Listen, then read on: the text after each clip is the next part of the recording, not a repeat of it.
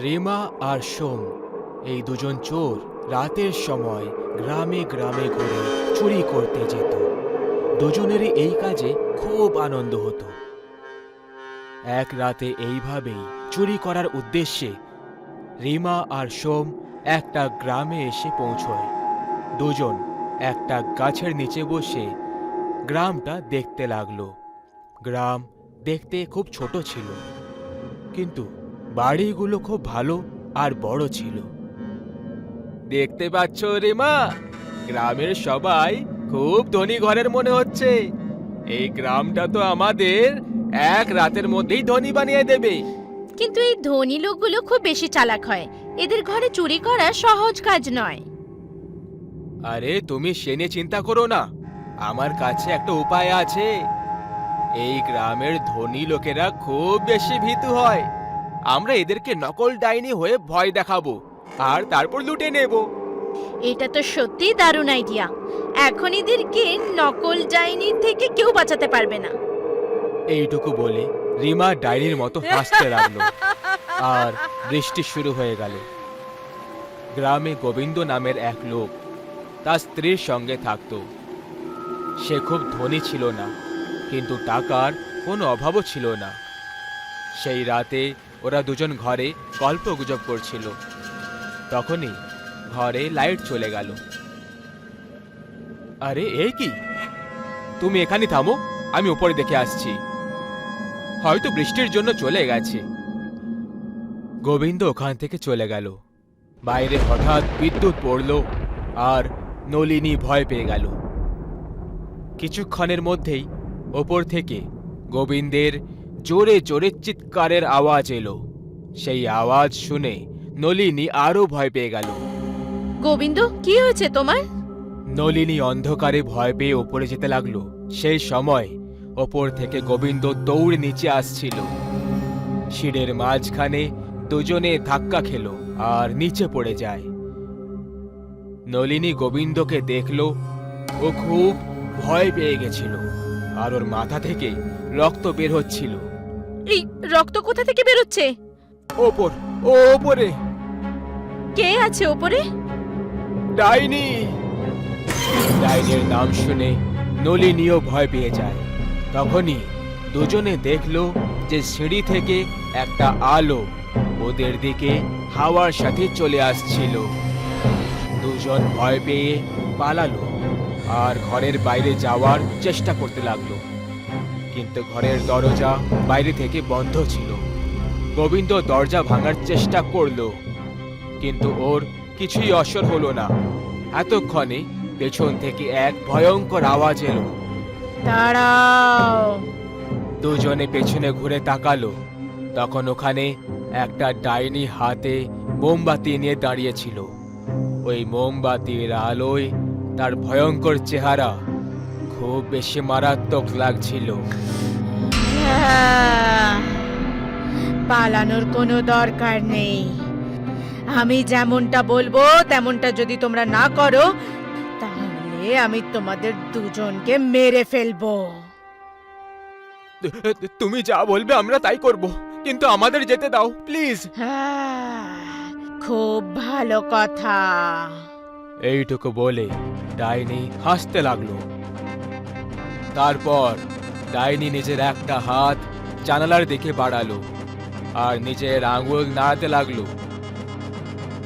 যখনই ডাইনি আঙুলটা নাড়ালো, একটা বড় ব্যাগ জানলা থেকে উড়ে ভেতরে চলে এলো আর ডাইনির সামনে মাটিতে পড়ে গেল। এটা দেখে গোবিন্দ আর নলিনী খুব বেশি ভয় পেয়ে যায়। তোমার সব টাকা আর সোনা এই ব্যাগে রেখে দাও। দুজন একে অপরের দিকে দেখে ভাবতে লাগলো। ততক্ষণে ডাইনি চিৎকার করে ওঠে। তাড়াতাড়ি করো, না হলে এই আগুনে তোমাদের দুজনকে পুড়িয়ে ফেলবো। গোবিন্দ গিয়ে ব্যাগ তুলল আর দৌড়ে দৌড়ে টাকা নিতে চলে গেল। ডাইনি ওখানেই দাঁড়িয়ে থেকে নলিনীকে দেখে যাচ্ছিল। নলিনী ডাইনি ওই ভয়ঙ্কর চেহারা দেখে ভয় পাচ্ছিল। হঠাৎ জানালা থেকে জোরে হাওয়া এলো আর ডাইনির শাড়ি উড়তে লাগলো। নলিনীর নজর ডাইনির পায়ের দিকে চলে যায়। ও দেখল যে ডাইনির শাড়ির ভেতরে জিন্স পরেছিল। নলিনীর ডাইনির ওপরে সন্দেহ হতে লাগলো। এই ডাইনি তো কোনো মেয়ে মনে হচ্ছে, যে চুরি করার উদ্দেশ্যে এখানে এসেছে। আমাকে এই কথাটা গোবিন্দকে বলতেই হবে। নলিনী লুকিয়ে নিজের চপ্পল খুলে দিল আর ওই মোমবাতির উপরে ছুঁড়ে মারল। এই কারণে মোমবাতি নিভে গেল আর ঘর অন্ধকার হয়ে গেল। অন্ধকার হওয়া মাত্রই নলিনী গোবিন্দের দিকে পালালো। গোবিন্দ, দাঁড়িয়ে যাও, ও একটা নকল ডাইনি। ডাইনিও ওর পেছনে দৌড়লো, কিন্তু অন্ধকারের জন্য ওর মাথা কোনো জিনিসের সঙ্গে ধাক্কা খেলো আর ও নিচে পড়ে গেল। আহ! ঘরে লাইট আবার চলে এলো। ডাইনির আওয়াজ শুনে গোবিন্দ আর নলিনী ওর কাছে এলো।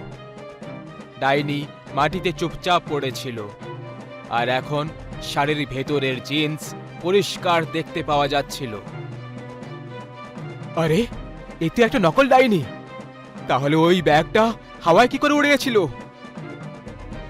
ডাইনির আওয়াজ শুনে সোম ভেতরের দরজা খুলে ভেতরে এলো আর সোজা গিয়ে ডাইনির কাছে বসে পড়ল। রিমা, তুমি ঠিক আছো তো? কি হয়েছে তোমার? আচ্ছা, তার মানে তুমিও এর সাথে রয়েছো। আমি এক্ষুনি পুলিশকে ডেকে তোমাদের দুজনকে ভেতরে করাচ্ছি। যখন গোবিন্দ ফোনের দিকে এগোলো, বাইরে খুব জোরে বাজ পড়ল আর ডাইনি গোবিন্দের পা ধরে ফেলল। গোবিন্দ হঠাৎ করে অবাক হয়ে পড়ে। ডাইনির শরীর আস্তে আস্তে হাওয়ায় উড়তে লাগলো।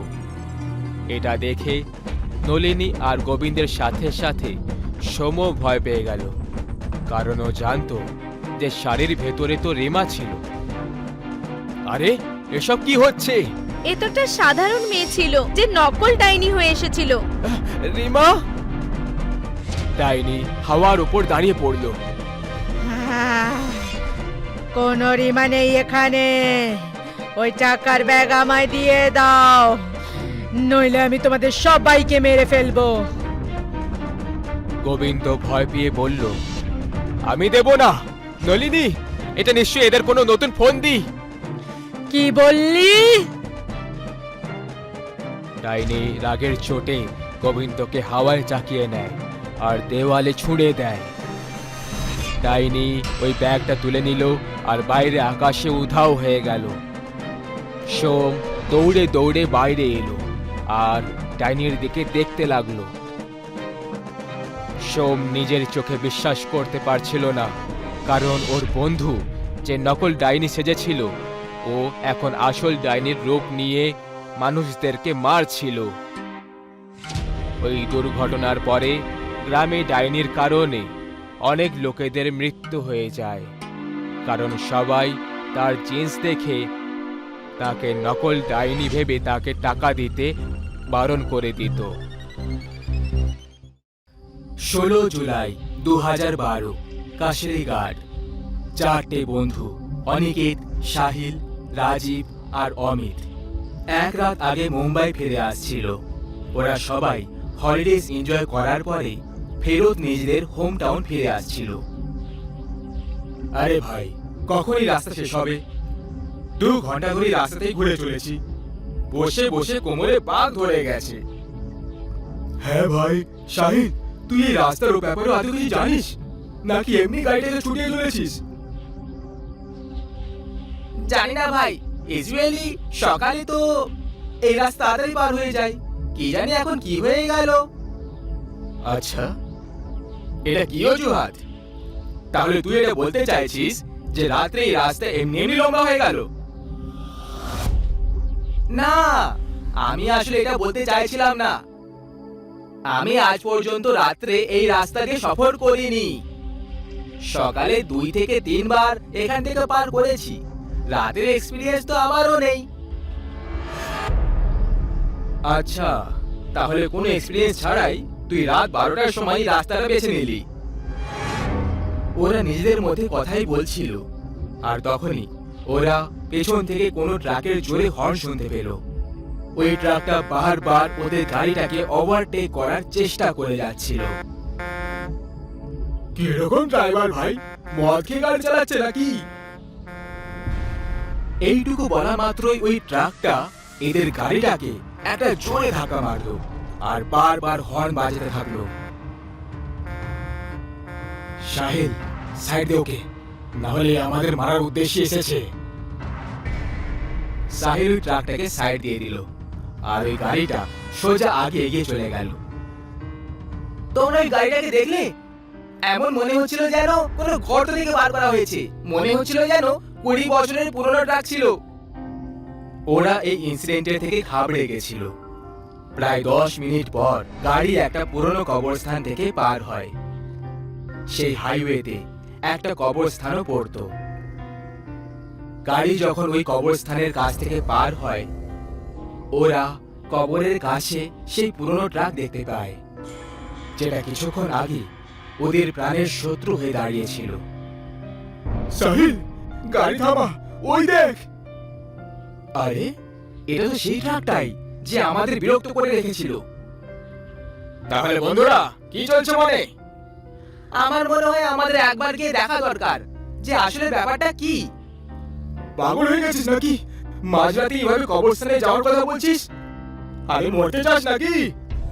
অমিত ওদেরকে ওখানে যাওয়ার থেকে থামানোর চেষ্টা করে, কিন্তু তখনই ওরা ওই ট্রাক থেকেই একটা লোককে নিচে নামতে দেখতে পায়, যে কালো পোশাক পরে রেখেছিল আর তার মাথার ওপর একটা হেড ছিল।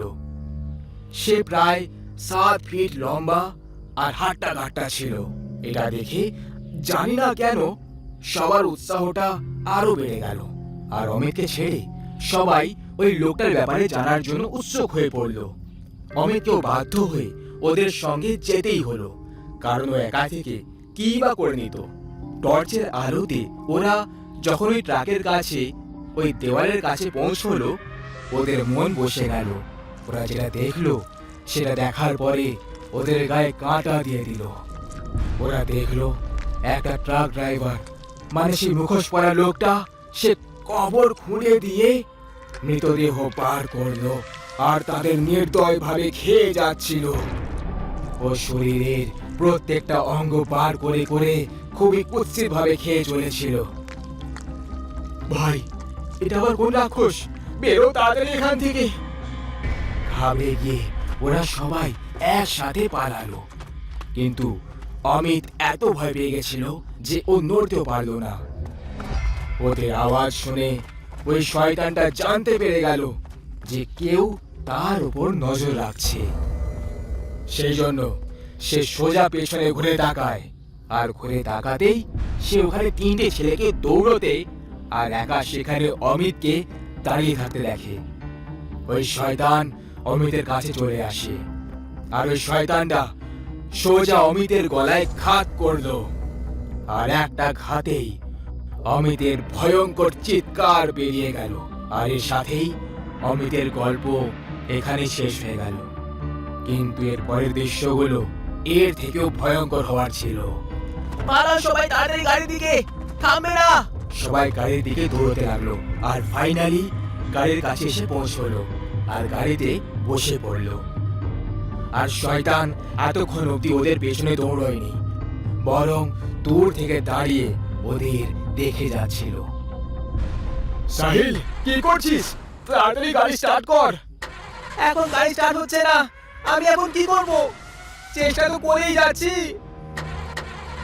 সাহিল গাড়িটাকে স্টার্ট করার পুরো চেষ্টা করছিল, কিন্তু ওর গাড়ি স্টার্টই হচ্ছিল না। তখনই ওরা দেখতে পেল ওই দূরে দাঁড়িয়ে থাকা শয়তান অমিতের দেহটাকে খাওয়ার পর ধীরে ধীরে ওদের দিকে এগিয়ে আসছে। ও এখন দ্রুত হয়ে গেছিল, আর ওই গাড়িটার প্রায় কাছে এসে গেছিল। কিন্তু সৌভাগ্যক্রমে গাড়ি স্টার্ট হয়ে গেল, আর দ্রুত গতিতে সাহিল গাড়িটাকে আগে এগিয়ে নিয়ে গেল।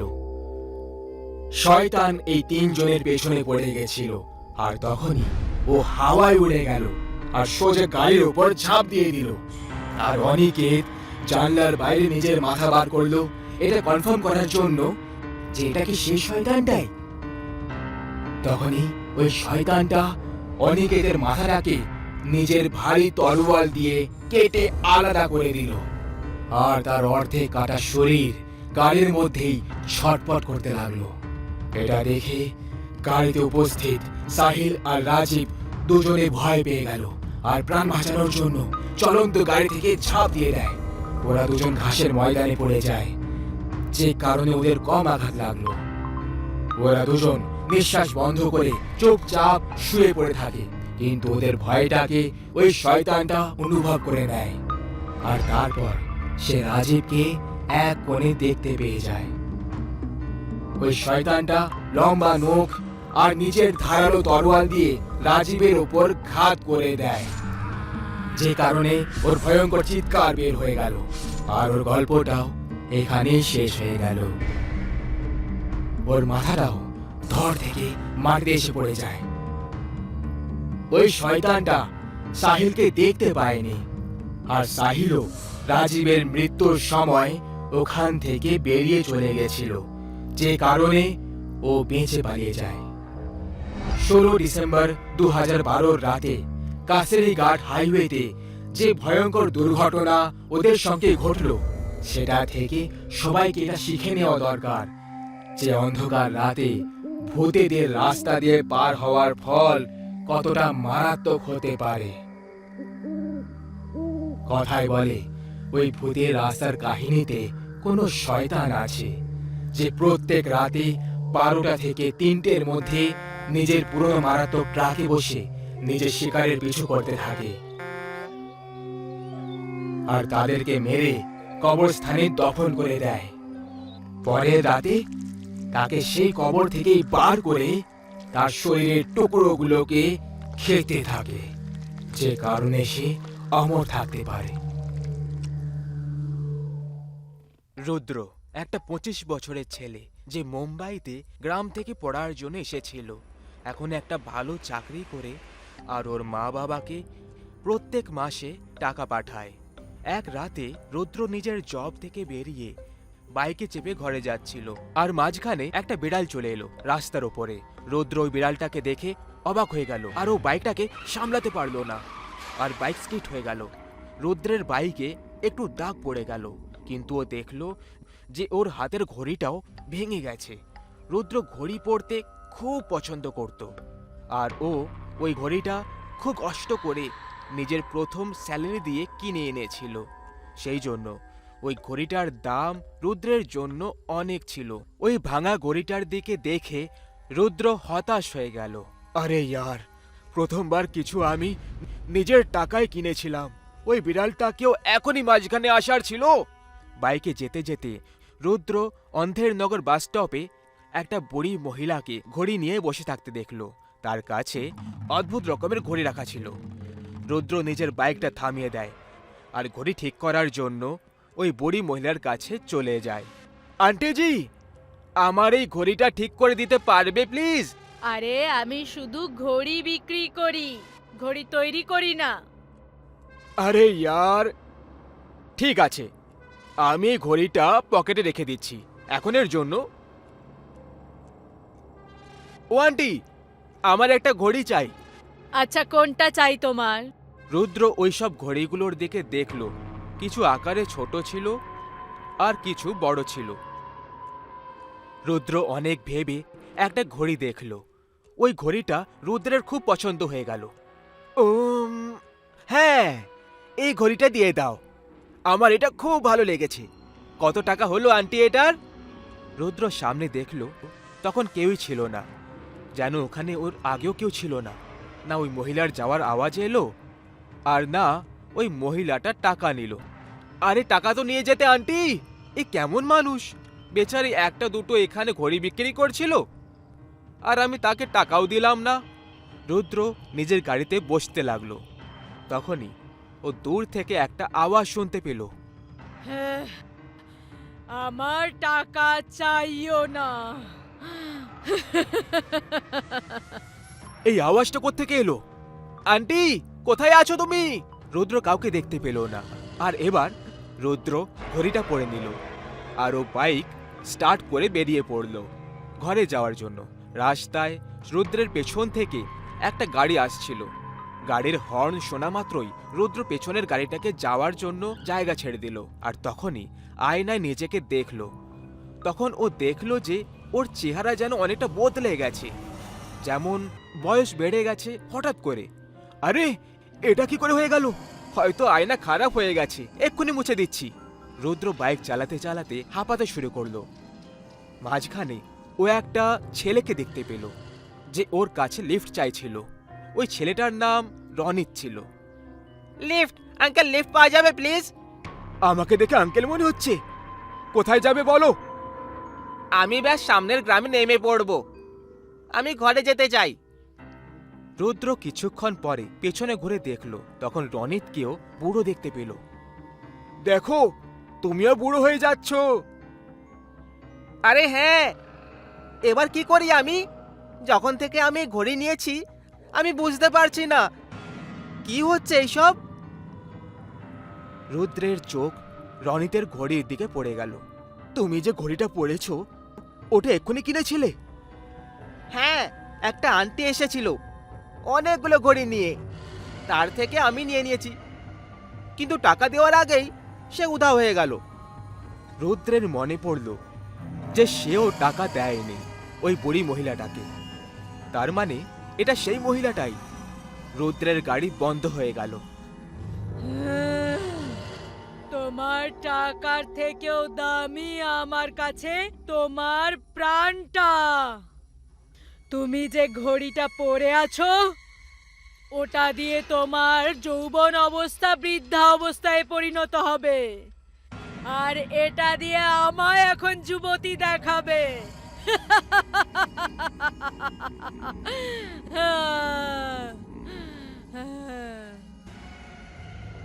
ওই বুড়ি মহিলা রুদ্র রনিতের সামনে চলে আসে। ডাইনি নিজের ঘোমটা সরিয়ে দিল আর জোরে জোরে হাসতে শুরু করলো। তুমি একটা ভূত! আমি বুঝে গেছিলাম যেন অদ্ভুত কিছু একটা হচ্ছে। আমি নিজের ঘড়িটা এক্ষুনি হাত থেকে খুলে ভেঙে দিচ্ছি, তারপর এই দেখো।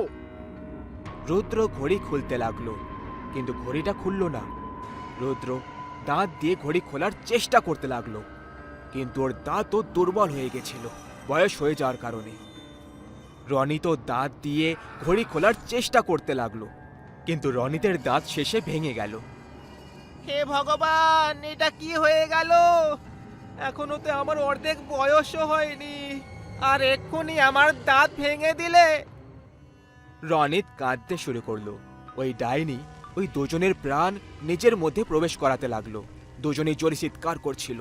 তখনই ওখানে একজন তান্ত্রিক চলে আসে, আর সে নিজের ঝুলি থেকে কিছু ছাই উড়িয়ে ওই ডাইনির ওপর ছুঁড়ে দেয়।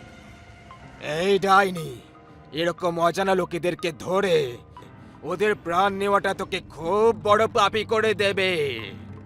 তুই একটা ঘোর পাপী। এ তুই কি করছিস তান্ত্রিক? তোকে এর ফল ভুগতে হবে।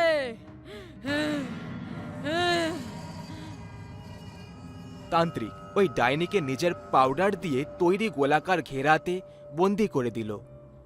ডাইনি চিৎকার করতে লাগলো। ও রুদ্র রনিতের প্রাণ নেওয়ার আগেই তান্ত্রিক ওকে বন্দি বানিয়ে দিল। ধন্যবাদ সাধু বাবা। হ্যাঁ, ধন্যবাদ সাধু বাবা। এই ডাইনি কোনো সাধারণ ডাইনি নয়। মানে ওই গ্রামের সব থেকে মহান ঘড়ি তৈরি করত তার স্ত্রী ছিল, যে 100 বছর আগে এখানে বসবাস করত। রানী তার স্বামী অমিতের সঙ্গে সুখে জীবন কাটাচ্ছিল, কিন্তু একদিন ওর স্বামী এমন একটা কল্পনা করলো যে সে তার ঘড়ি বানানোর কাজে নিজের পুরো জীবন সমর্পিত করে দিল। অমিত এমন একটা ঘড়ি তৈরি করতে চেয়েছিল যেটা বুড়ো লোকেদেরকে যুবক করে দেবে আর যুবকদেরকে বুড়ো। একদিন অমিত তার বাড়ির বাইরে একটা লোককে দেখেছিল। ওই লোকটা আত্মহত্যা করতে যাচ্ছিল। অমিতের ঘরের বাইরে গাড়ি এলো খুব জোরে, আর ওই লোকটার উপর দিয়ে চালাতেই যাচ্ছিল। তখন অমিত চিল্লিয়ে উঠল, আরে ভাই, যদি তুমি আত্মহত্যা করতে চাও তাহলে ঘরে গিয়ে গলায় দড়ি দিয়ে দাও। বেঁচে থাকতে ভালো লাগছে না নাকি? আরে বাবু, আপনাকে আর কি বলি, বেতন ঠিক সময় তো পাই না, আর কাজ করতে যেতে হয়। এখন আমার বিয়ে ঠিক হয়েছে, আমি কি করে সুখে রাখবো আমার স্ত্রীকে? আমার অবস্থা এরকম, মা আর বাবাও মারা গেছে কয়েক বছর আগেই। আমি কি করে বেঁচে থাকবো? তোমার কি বুড়ো হয়ে মরাটা ভালো লাগবে? হ্যাঁ, অবশ্যই। ঠিক আছে, এই ঘড়িটা পড়ো আর কিছুক্ষণের জন্য ঘুমিয়ে পড়ো। ওই লোকটা ঘুমিয়ে পড়ল আর উঠে দেখলো যে সে বুড়ো বয়সে পৌঁছে গেছে। তুমি এটা কি করলে? আমি নিজেকে এভাবে দেখতে চাই না। তুমি তো বলেছিলে তুমি এভাবেই থাকতে চাও। আমি এখন আত্মহত্যা করতে চাই, এইভাবে বেঁচে থাকতে চাই না আমি। আর তোমার স্ত্রী আর তুমিও কখনো সুখে থাকতে পারবে না। ওই লোকটার অভিশাপ অমিত আর তার স্ত্রী রানীর ওপর লেগে গেল, আর ওরা দুজন কখনো সাথে থাকতে পারতো না। এমন লাগছিল যেন ওরা একে অপরের থেকে অনেক দূরে চলে গেছিল। আর আজকে সেই দিন যখন এই ঘটনাটা ঘটেছিল। এখন আমরা কি করতে পারি তান্ত্রিক বাবা? তোমরা তোমাদের যৌবন ফিরে পেতে পারো যদি তোমরা এই ঘড়িটা হাত থেকে খুলে দাও। যদি এটা করতে তোমাদের হাত কাটতে হয় তাহলে কেটে দাও, আর কোনো উপায় নেই তোমাদের কাছে। তাড়াতাড়ি করো, যদি তোমরা আরো বুড়ো হয়ে যাও তাহলে মরেও যেতে পারো। রুদ্র আর রনিত এটা শুনে আরো ভয় পেয়ে যায়। রুদ্র নিজের হাত কাটার জন্য রনিতকে বলে দিল। রনিত রুদ্রের হাত কেটে দিল, আর যখনই হাতটা কেটে দিল ওই ঘড়িটা হাত থেকে খুলে গেল। রনিত রুদ্রকে নিজের হাত কেটে দিতে বলল। রনিত নিজের একটা হাত দিয়ে রুদ্রের হাত কেটে দিল, আর ওর ও ঘড়িটা হাত থেকে খুলে গেল। দুজনের শরীর থেকে রক্ত ঝরতে লাগলো, কিন্তু তান্ত্রিক ওই দুজনের হাতে একটা কাপড় বেঁধে দিল, যে কারণে রক্ত বেরোনো বন্ধ হয়ে গেল। দুজনের প্রাণ বাঁচানোর জন্য তাকে এইসব করতে হলো। তান্ত্রিক ওই ঘড়িগুলো নিয়ে পুড়িয়ে দিল, আর যখনই ঘড়িগুলো পুড়তে লাগলো ডাইনির শরীরেও আগুন লেগে যেতে লাগলো, কারণ ডাইনির আত্মাটাও এবার শেষে মুক্তি পেয়ে গেল।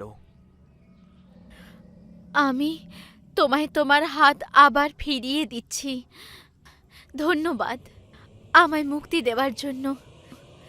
ধন্যবাদ। ডাইনি হাওয়ায় উধাও হয়ে গেল।